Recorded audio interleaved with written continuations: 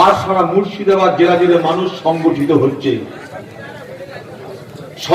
হচ্ছে গত পঞ্চায়েত নির্বাচনে তাদের ভোট কেড়ে নেওয়ার বদলা নিতে, তারা বদলা নিতে চাইছে লোকসভা নির্বাচনে। মুর্শিদাবাদের যেখানে মিটিং করতে যাচ্ছে হাজারে হাজারে কাতারে কাতারে লোক। তৃণমূলের নেতারা আমাকে রাত্রেবেলায় ফোন করে বলে, দাদা সামনে যেতে পারছি না, ঘাবড়িয়েন না, এদিক থেকে ওদিক করতে গেলে তুমি পুলিশ দিয়ে কেস দিবে, শ্যালো মেশিনটা কেড়ে নিবে, গাড়ি কিনেছি গাড়ির লাইসেন্সটা কেড়ে নিবে। তাই দূরে দূরে আছে, কিছু মনে করেন না দাদা,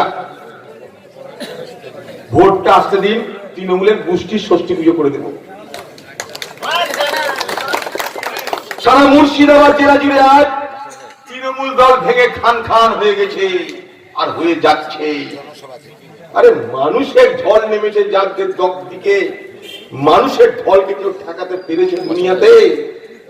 নেপোলিয়ান পারেনি, হিটলার পারেনি, স্টালিন পারেনি, চাউসেস্কু পারেনি, ব্রিটিশ পারেনি, সিপিএম পারেনি, মমতা ব্যানার্জিও পারবে না। এটা ইতিহাস। গণতন্ত্রে মানুষ যখন শেষ কথা বলে, মানুষ শেষ কথা বলার সুযোগ পেয়েছে। তাই মুর্শিদাবাদ জেলায় হিম্মত করে এখানে বলে গেলাম, আগামী লোকসভা নির্বাচনে মুর্শিদাবাদ জেলায় কংগ্রেসের হবে 3-3, তৃণমূলকে কবর দিন। 3টে আসনই আমরা নেব। আর কংগ্রেসের যে সমস্ত চাইনিজ বকরি কংগ্রেস ছেড়ে পালিয়েছে, চাইনিজ বকরি কেন জানেন? বেলডাঙ্গার হাটে বকরিদের সময় আমি গেছিলাম, উট বিক্রি হয়, বকরি বিক্রি হয়, অনেক কিছু বিক্রি হয়। তো দেখছি একটা জায়গায় খুব ভিড়। তাই বলে, কি ভাই এখানে তো ভিড় কেন? বলছে এখানে সস্তায় বকরি পাওয়া যাচ্ছে। সস্তায় বকরি হচ্ছে চাইনিজ বকরি। চাইনিজ বকরি কি? খাবে দাবে লিবে দিয়ে পালাবে। তো কংগ্রেসের থেকে এরকম অনেক চাইনিজ বকরি পালিয়েছে। সেই চাইনিজ বকরিরা আগামী দিনে আসবার জন্য লাইন দেবে। আপনারা ঠিক করবেন চাইনিজ বকরিকে নেওয়া হবে কি হবে না। নেওয়া হবে না তো হবে না। তৃণমূলের সাধারণ কর্মীরা চলে আসুন কংগ্রেস দলে। মিনারুল ভাই বলেছেন তাদেরকে আমরা সকলকে সম্মান দেব। কিন্তু যারা কংগ্রেস দলের সঙ্গে গাদ্দারি করে পরিকল্পিত ভাবে কংগ্রেস দলকে ধ্বংস করে হত্যা করতে চাইছেন, কংগ্রেসের সেই সমস্ত হত্যাকারীদের কংগ্রেস চিহ্নিত করে রেখেছে। তাদের জন্য আগামী দিন বড় ভয়ঙ্কর হবে, মাথায় রাখবেন। মানুষের ঘৃণা, মানুষের ক্ষোভ যখন বর্ষিত হবে, তখন আপনাদেরকে সমাজচ্যুত হতে হবে। আপনার দল ছাড়া হুনু হয়ে ঘুরবেন বাজারে, গাড়ি হয়তো থাকবে, কারণ তৃণমূল দলটা করতে গেছেনই তো গাড়ি ঘোড়ার জন্য। পশ্চিমবঙ্গের শিক্ষামন্ত্রী পার্থবাবু সে বলছে কি জানেন? বলছে এখন তৃণমূল 3 রকমের। কিরকম? পুরনো তৃণমূল, নতুন তৃণমূল, হালের তৃণমূল। পুরনো তৃণমূল কারা? যারা তৃণমূল দলে দিদির সঙ্গে থেকে লড়াই টড়াই করেছিল, সিপিএমকে তাড়িয়েছিল, ভেবেছিল অনেকদিন ধরে ক্ষমতায় থাকবো, আরাম করে খাবো, চিবিয়ে চিবিয়ে খাবো, বছরের পর বছর ধরে খাবো, পোলাও বিরিয়ানি মাংস খাওয়া যাবে, সব খাবো। তারা হচ্ছে পুরনো তৃণমূল। নতুন তৃণমূল কারা? যারা দেখলো বাজার ভালো, ঢুকে পর তৃণমূলে। তৃণমূলে ঢুকে তারা বলছে ভাই ঝড় ঝঞ্ঝা মেঘ কখন হয় কোনো গ্যারান্টি নাই, অতএব যা পাবি দেরি না করে খেয়ে নিতে হবে। যদি হজমের অসুবিধা হয় হজমি খেয়ে না যাবে, যদি অম্বল হয় তো অ্যান্টাসিড খেয়ে না যাবে, দেরি করা চলবে না ভাই। আরেকটা হালের তৃণমূল, ওরা বলছে যে চিবানো খাবার এইসবে গল্প করছো কেন, যা পাবে তা গিলে নাও। তো হালের তৃণমূল যারা তারা বলছে মাছ মাংস খেয়ে দিদি ভাই রামলি, বইয়ের হার বানিয়ে দিদি ভাই রামলি, ঘর বাড়ি করে নে, তাড়াতাড়ি করে দিদি ভাইয়ের আমলে। এই তৃণমূলকে কে বাঁচাবে? উপরওয়ালা বাঁচাতে পারবে না এই তৃণমূলকে। এই তৃণমূল কোন পার্টি নয়, এটা লুটেরাদের একটা সংগঠন। ক্ষমতা এসে গেছিল, जब खुदा करे मेहरबान तो गधा बने पहलवान। মানুষটাকে দয়া করেছিল, তাই গাধা হয়ে তারা পালওয়ান হয়ে গেছিল। এটা ক্লাব ভেঙে চুরচুর। লুটেরা কতদিন এক জায়গায় থাকবে? সবাই তো লুটেরা ওখানটায়। কে কার ভাগ নিবে তাই নিয়ে মারামারি। আপনার দিকে কংগ্রেসের দিকে তাকানো তাদের সময় নাই। তারা ব্যস্ত ঘর ভাড়া, ঘর টাকা ভাগাভাগি দিয়ে। আজকে একটা পাড়ায় গেছিলাম, সে বলছে মন্দিরের জন্য রাজ্য সরকার 2 লাখ টাকা দিল, তা তৃণমূলের নেতাকে 67,000 টাকা ঘুষ দিতে হলো। রাজ্য সরকারের টাকা মানে সেটা তো পাবলিকের টাকা, সেই পাবলিকের টাকা রাজ্য সরকার দিচ্ছে। সেখান থেকে তৃণমূলের নেতারা তাদেরকে 67,000 টাকা 2 লাখে ঘুষ দিতে হচ্ছে। যদি ক্লাব 20,000 টাকা পায়, তৃণমূলের নেতাকে 10,000 টাকা দিতে হয়। তো মহা মুশকিল, কঠিন সিস্টেম চালু করে দিচ্ছে। যা লিবি তাই চারা না, লেলে বাবু চারা না, কিন্তু ভাগ দিতেই হবে।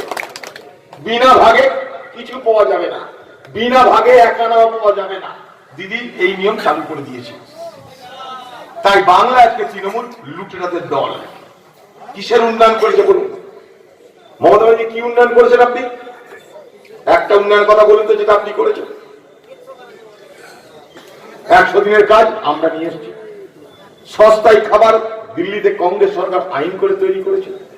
ও হ্যাঁ, সবুজ সাথী সাইকেল দিয়েছে। আচ্ছা, সেই সাইকেলের জন্য দিল্লি কত দেয়? 3700 টাকা। দিদি কেনে কত টাকায়? 2100 টাকায়। সেই সাইকেল বিলির জন্য বিরাট সভা মঞ্চ হয়, লোকজন আনা হয়, প্যাকেট খাওয়ানো হয়, ভিড় দেখানো হয়। দিদি দান করছে। সে সাইকেল দিবার পর সাইকেল বাড়ি যাবার আগে বলছে, ভাই একবার হাসপাতাল হয়ে যাবে। সে সাইকেলের টায়ার ফাটা, তার বেল বাজে না, তার চেন কাটা। এক একটা বাড়িতে 3টে-4টে করে সাইকেল। ওগুলোকে বেচবে কেনার লোক নাই, সব পচে গেছে। চুরি করতে করতে করতে করে পচে গেছে। আপনার আমার টাকায় এইভাবে লুট হচ্ছে বাংলায়, মনে রাখবেন। আজকে জানেন কন্যাশ্রী প্রকল্পে যে 25,000 টাকা পায়, তার জন্য 10,000 টাকা দিতে হয় না তাদেরকে, জানেন না? কন্যাশ্রী প্রকল্পে যে 25,000 টাকা দেওয়া হয়, সেখান থেকেও 10,000 টাকা দিতে হয় তৃণমূলের নেতাকে, তবে আপনার নাম উঠবে কন্যাশ্রীতে। ভারতবর্ষের 12টা রাজ্যে কন্যাশ্রী প্রকল্পের মতন মেয়েদের জন্য প্রকল্প চালু আছে। তার মধ্যে একটা রাজ্যের নাম করে দিয়ে আপনাদের, কর্ণাটক, কংগ্রেস পরিচালিত রাজ্য। সেখানে কন্যাশ্রী মতন প্রকল্পের নাম ভাগ্যলক্ষ্মী প্রকল্প। যে প্রকল্পে কত দেওয়া হয়? 1 লক্ষ টাকা। বাংলায় দেওয়া হয় 25,000 টাকা, তাও 10,000 টাকা নেতাকে দিতে হয়, তাহলে 15,000 টাকা পাচ্ছে না। এটার নাম কি উন্নয়ন? এখানকার পেঁয়াজ তার দর নাই বাজারে। কেন? এখানকার মানুষ, এই নওদার মানুষ 12 টাকা কিলো পেঁয়াজ বেচেছেন। আপনারা মনে করে দেখুন, কয়েক বছর আগে কংগ্রেসের আমলে 12 টাকা কিলো পেঁয়াজ বেচেছেন। আজ 3 টাকা, 3.5 টাকা লাভ লেগে গেছে পেঁয়াজের। সারা নওদা যেদিকে যাবেন লাল বস্তা, লাল বস্তা। এত বড় বড় পেঁয়াজ, একটা আপেলের মতো, দেখে লোভ লাগে। একদিন আমি একটা নিয়ে গেলাম বাড়িতে, গিয়ে মুড়ির সঙ্গে খেলাম পেঁয়াজ কেটে। কিন্তু এই মোটকা মোটকা পেঁয়াজ এ তো হোটেল রেস্টুরেন্ট ছাড়া কেউ কিনবে না। সাধারণ বাড়িতে ছোট ছোট পেঁয়াজ লাই লোকে। তাহলে এই পেঁয়াজ বাইরে বেচতে হবে। সরকারের কোনো মাথা ব্যথা আছে? বাবু একটা খুব ভালো কথা বললো, যে আজ যদি এখান থেকে আমাদের রেল লাইনটা চালু করতাম, যেটা আমি করতে চেয়েছিলাম। জেনে রাখুন আপনারা, নসিপুর আজিমগঞ্জ নদীর উপর যে একটা রেল লাইন ব্রিটিশ আমলে ছিল, সেটা ব্রিটিশ পরিত্যাগ করে দিয়েছিল। সেই ব্রিজ, সেই লাইন আমরা বসিয়ে দিয়েছি। কিন্তু বলতে কেন চালু হলো না? মাত্র 400 মিটার জায়গা রাজ্য সরকার অধিগ্রহণ করে রেলকে দিচ্ছে না। প্রায় 100 কোটি টাকা খরচ করে নসিপুর আজিমগঞ্জ ভাগীরথী নদীর উপর দিয়ে ব্রিজ করে রেল লাইন পেতে দেওয়া হয়েছে, কিন্তু 400 মিটার জমি রাজ্য সরকার অধিগ্রহণ করে দিচ্ছে না। কিন্তু রেল বলছে তুমি জমি অধিগ্রহণ করে দাও, আমি টাকা নিয়ে বসে আছি। ঠিক একই ভাবে বেলডাঙ্গা বাজারে আন্ডারপাস রেল লাইনের তলা দিয়ে, বহরমপুরে 2টো, চুয়াপুরে 55 তলায় রেল লাইনের উপর দিয়ে ওভারব্রিজ আমি টাকা স্যাংশন করেছিলাম যখন আমি রেল মন্ত্রী ছিলাম। করতে জানি আমাকে কি অভিভাব, এনওসি দেওয়া হবে না। রাজ্য সরকার বলছে আমার জমিতে রেলের ব্রিজ আমি নামতে দেব না। কে কাজ করবে বলুন? শেষে আমি যখন মন্ত্রীতে চলে গেল, গোলাম বলে আমার একটা ভাই ছিল, তাকে দিয়ে আমি হাইকোর্টে জনস্বার্থের মামলা করিয়ে হাইকোর্টের অর্ডারে সে কাজ আবার চালু করালাম, কিন্তু কন্ট্রাক্টর পচা, কাজ শেষ হচ্ছে না। ভাবতে পারেন বাংলার উন্নয়ন, মুর্শিদাবাদের উন্নয়ন তারা কিভাবে করছে? এটাই কি মুর্শিদাবাদের প্রতি উন্নয়নের নমুনা?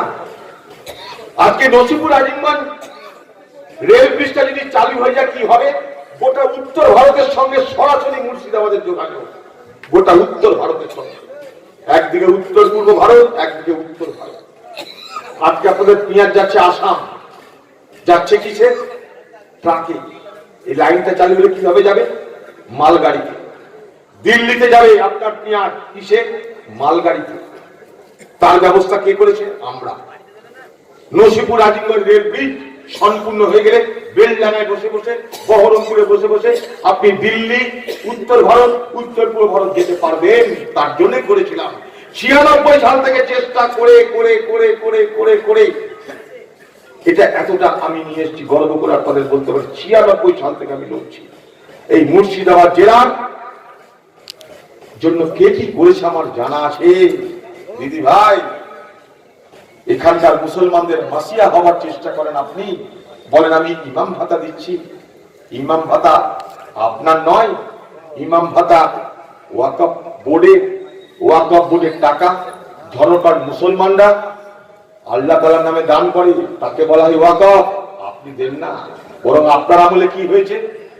এই পশ্চিমবঙ্গে ওয়াকফ সম্পত্তি যত ছিল সেগুলো লুট হচ্ছে গোটা কলকাতা জুড়ে।